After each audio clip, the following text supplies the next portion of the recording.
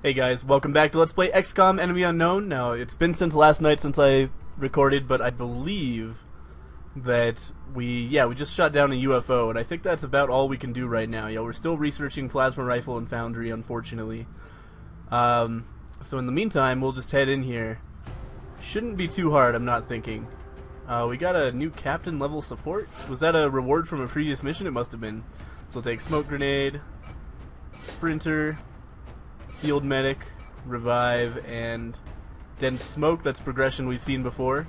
I just realized I like all of the ones on the left for support, or at least this far. And he should definitely have a Carapace armor, as well as we don't have any more laser rifles, huh? That sucks. Let's see, who are we missing to have this guy then? We still have our two... No, we only have one sniper. Oh, that's why. Did our other sniper die? I think they did. Which would explain why we're a laser rifle short. So maybe... Well, it's good to have two med kits for sure. Let's definitely give this guy another med kit if I can find it. Oh no, now we have 3 med kits. Okay, that's unnecessary. We don't need 3 captain level supports. So let's take this guy out of the rotation, and that's great to have a backup just in case a mission goes terribly wrong.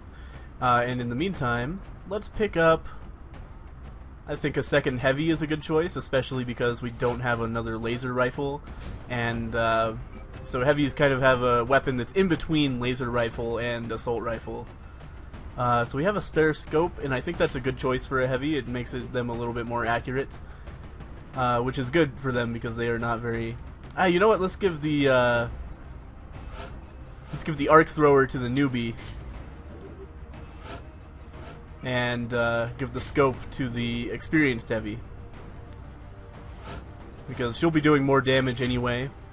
And meanwhile, the newbie, if a stun attempt goes terribly wrong, then, you know, no big deal. She was only a squatty. Like, don't tell her I said that, but you know, it's the truth. Touching down. So let's begin assault on this UFO. Shouldn't be too bad. Will be in Canada.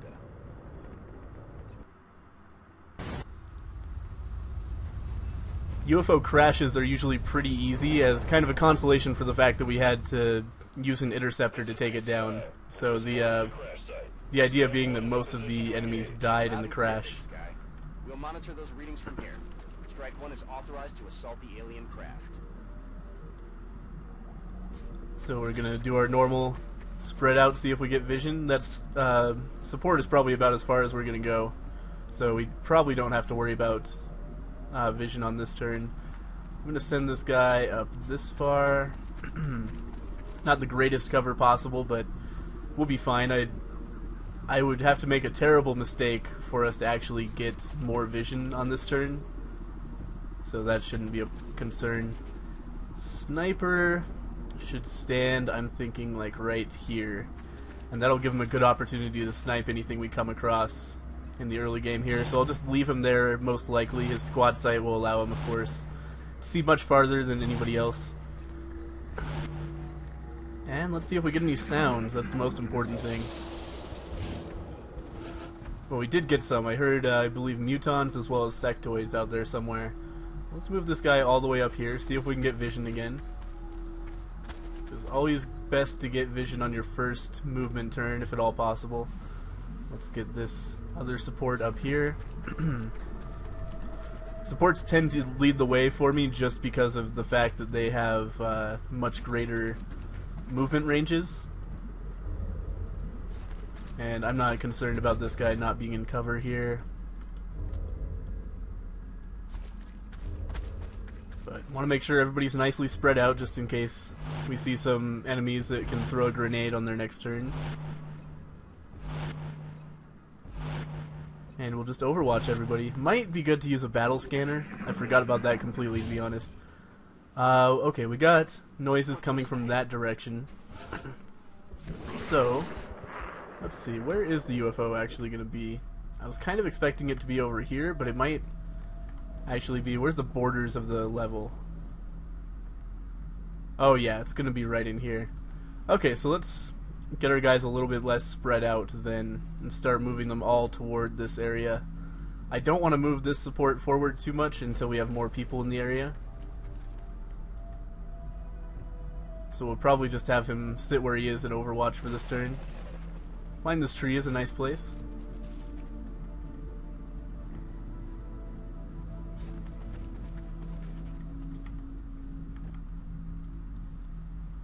And now here's the question, do we want to keep the sniper where he is?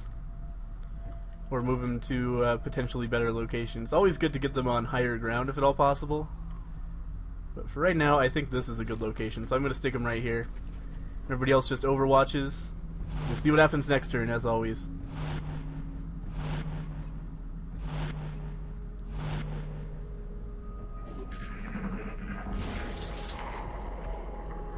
I hear floaters and mutons. Alright, so now that everybody's in the area, let's move this guy forward. Still nothing. Still nothing.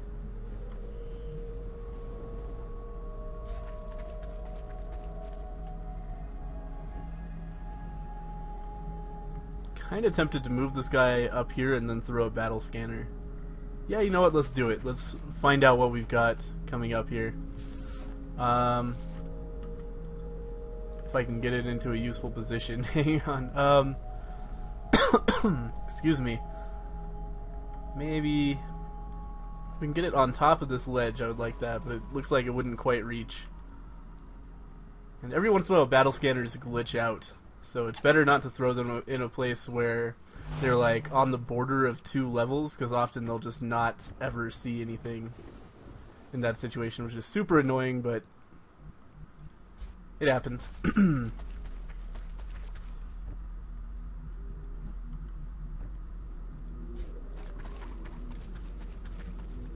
Alright.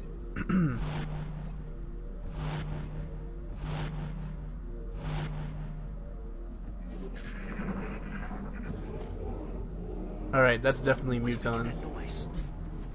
Oh, we got sectoids coming in from the side. That was not a difficult shot.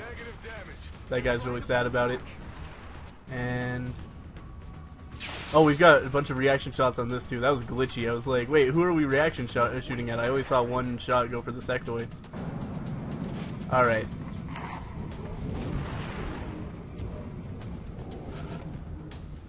So this should not be a big deal. Let's see, our sniper's right here. So let's go ahead and take the one shot he has before we do anything else. No reason to use a headshot here. We'll save it for the mutons that I know are coming up. Alright, well we didn't hit him, but we broke his tree a little bit. If the tree gets hit one more time, then it will be dead. Let's see here. I really am baffled by the fact that this doesn't count as cover. Let's see. So we have to worry about those sectoids as well, which is making me a little bit nervous. Fatty is apparently flanked here somehow. I don't want to waste a rocket on floaters at this point, because our gear is well within the realm that we should be taking out floaters no problem. So we flanked that guy, so that was an easy kill. And now we've got the second floater over here. Let's see. This is a good position. Let's move up here. We'll probably won't get a flank, but oh no. Okay. Maybe not the greatest position of all time, but we should be okay at least. I don't anticipate a death on this turn, but it all depends on how lucky these mutons get.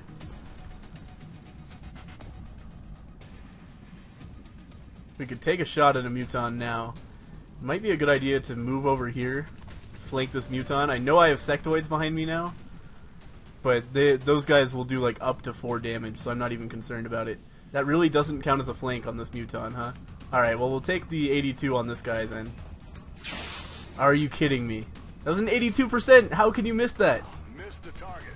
That was so important to me. Alright, let's run and gun this guy up here. This is pretty good cover from everything, including the sectoids. And then he's got a 32% shot at this guy I think that's a low enough chance that rapid fire is actually going to be worse than taking a normal shot. We got a 5 on him, so that was a lucky shot to make up for the unlucky 82 that we just missed, I guess. What kind of rocket shots do we have here? Terrible ones. Alright, cool. Then let's move this guy up to this position. Hopefully he'll have a shot. He does indeed. 27 to hit this goddamn floater that has no right to be alive. Alright. Well, and that puts this guy in a terrible position to the point where I kind of want to just back him up. But I don't want to put him near anybody else, which is a problem. Because obviously then they would both be subject to an alien grenade.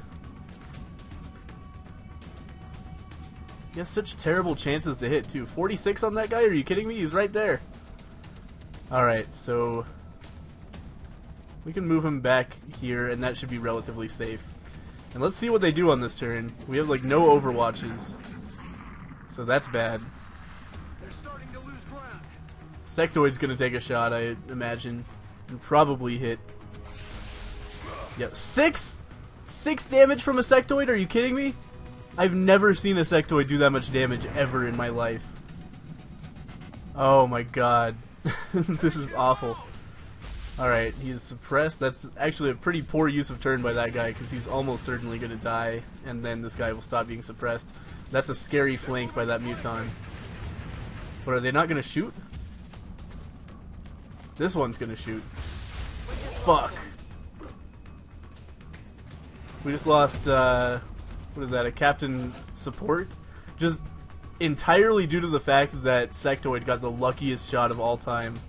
I've never, ever, ever seen Sectoid do that much damage. Where the fuck is my sniper?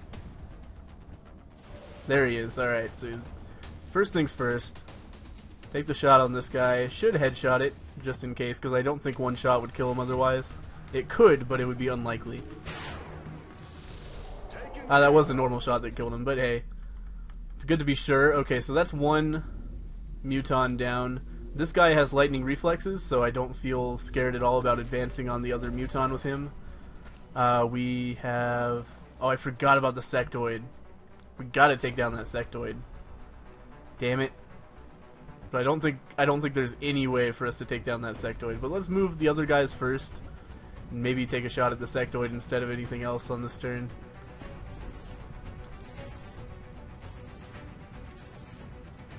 That's a good rocket.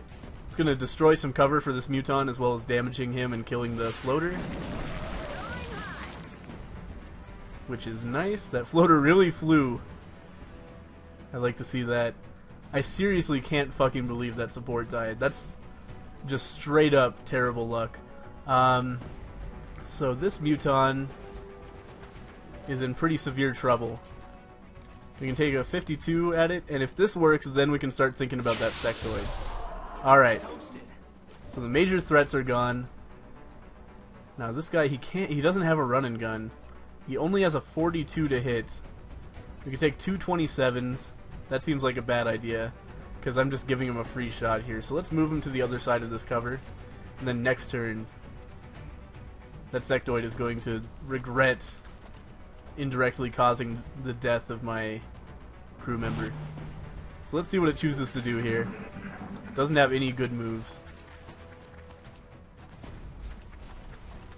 Yeah, okay, just sprint over there, that's fine with me. And let's see here, we don't have run and gun back with this guy yet.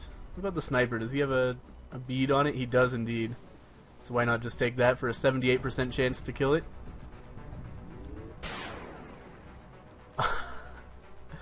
Every once in a while, these missions, I'm just like, are you kidding? Like, I can't hit anything for a whole mission straight, and it feels like this is going to be one of those missions. Let's try a rapid fire on this fucking Sectoid. Don't miss a second 47. Are you kidding me? That is the luckiest Sectoid that has ever walked the earth. Still nothing. Let's just overwatch from here. Should be relatively safe because if the Sectoid gets into overwatch range, he should just die immediately. Let's move up here, see if we have a shot. We do? 62? Come on. Alright. Threat has been eliminated. That fucking sectoid lived for so much longer than he had any right to live. So let's start working on reloads here before we advance on the spaceship.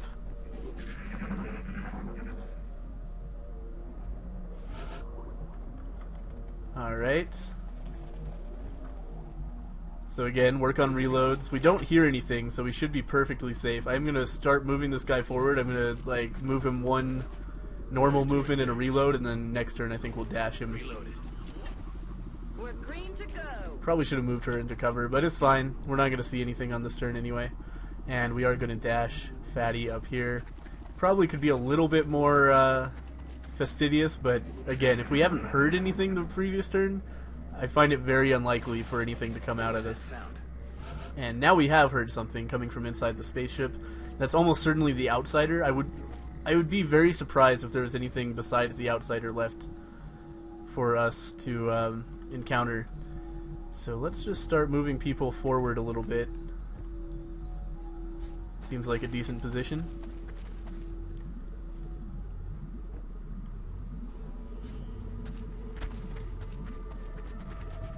And I think we'll just try to go through the front door here, basically. Or maybe, we could take a path through this room, probably save ourselves some time. So let's plan on that.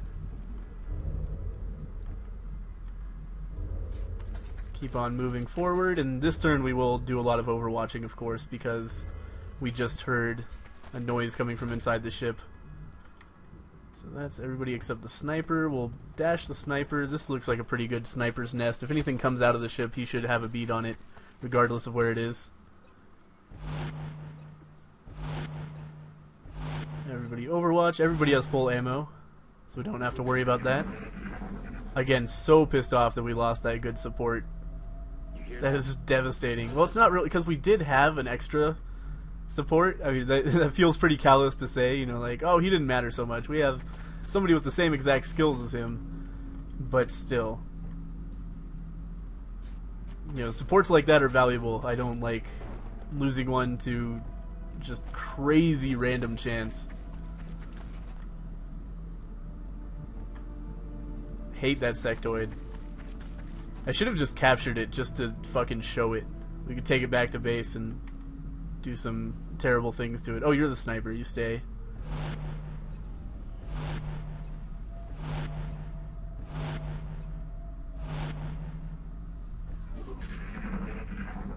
We should be hearing more noises, I imagine. No? It's like the outsiders probably moved deeper into the ship then. Let's take a peek here, make sure there's nothing hiding in any of these rooms. Nope, there almost never is. I'm not sure I've ever seen enemies like in that front room there. I'm sure it can happen, but it seems to be very, very rare. And let's start sprinting people up to catch up a little bit. I don't want to take a million years to assault this spaceship. And I think it's pretty clear at this point that there's not much in here. We'll just do a couple dashes. We do have a couple overwatches as well. And obviously everybody's in pretty strong positions. And we'll move Mr. Sniper up here. We'll probably keep this guy close just to use his battle scanners to throw through doors. Because I would like to know before we encounter it where the outsider is. Could be useful. Alright, so we hear it from this direction, which basically tells us nothing. It means it's either in this room or this room, which is where the outsider always is every single time in this type of spaceship. So, you know. Let's start moving people up. We basically just want to, like, get in and use the door in here. And that will take us into the center of the spaceship. We could do a two-pronged assault, but I don't consider it really necessary at this point. One outsider should not pose any sort of threat whatsoever to us. We should traditionally, like if I was playing the game straight and just did the quest stuff in the right order, then the outsider would already be replaced by a stronger unit. But since I haven't done that, we don't have to worry about it, which is nice, because that way we can just focus on getting satellite cover up as easily as possible. And then after we do that, we'll get moving on the quest, of course. If I haven't explicitly stated it, that's my plan for this Let's Play. First, get satellite cover, then do quest. Every quest element I've done so far has just been because it's convenient and gets me other stuff that I want. But we are at the limit of like useful stuff gained by doing quests. I mean, not totally, but it's all, from here on out, is balanced by increases in difficulty and more pain in the ass enemies and shit. But why bother with that when we can just take it slow? Let's get this guy over this way, actually. Then next turn he can get into a spot up here and then throw a battle scanner in before we breach. And everybody else is going to overwatch. Just in case something comes out of the woods. I've had that happen to me before. I'm just sprinting through a spaceship and suddenly, like, I go into a room and there's a hole in a spaceship and I see 3 mutons outside. I'm like, oh, come on! Alright, so let's get people on either side of this door.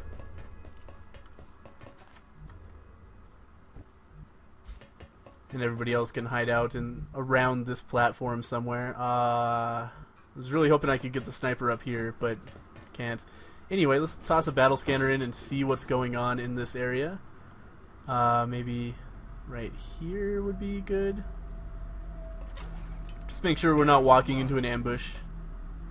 We should make every There it is. attempt to I already capture captured one, those Dr. creatures using Valen. the arc thrower. Don't freak out. Doesn't seem to be much left when we attack outright. Alright, so let's go ahead and get a defensive position going, and then we can pop the door open and almost certainly take this guy out without issue. Want to avoid using explosives if at all possible, but it is good to know that we have a rocket in this heavy just in case it becomes necessary. He's going to do nothing because he is just an inert crystal at this point. But pretty soon he will turn into a dude. There he is. And he is hiding. Alright, let's go ahead. Run and gun. I wonder what happens if you get 2, but I'm not even going to fuck with that. As per usual, I'm going to take the guaranteed kill on this guy. Run and gun rapid fire here from point blank range. Yeah, 294 to hit. No problem. Don't worry about it, Valen. We already got one. Do you have fucking amnesia or something? It's in the base. I just haven't told you to research it yet because I want sweet plasma weapons first.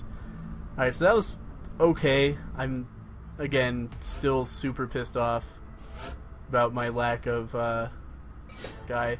Low profile is a great sniper upgrade. It makes partial cover count as full cover, so we don't even have to worry about putting him behind trees and stuff. If he's behind any cover, that's as good as it's going to get. And we got just a bunch of cool stuff from that. 60 alien alloys, some damage stuff to sell for money. Good stuff. I love UFO missions. Sell that. And yeah, we should be hanging on to our flight computers if at all possible. Because while I don't think we're going to build another satellite nexus, because I don't think it's going to be effective, we can just do it with more satellite uplinks for cheaper.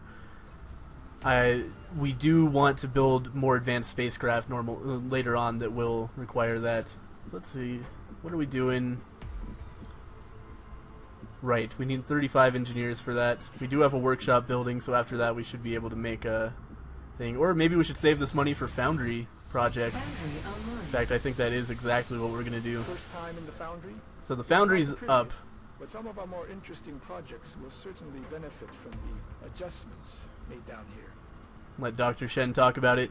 The foundry gives you, like, basically more research projects, but these cost money, and they do different things. Let's see here. What is very important?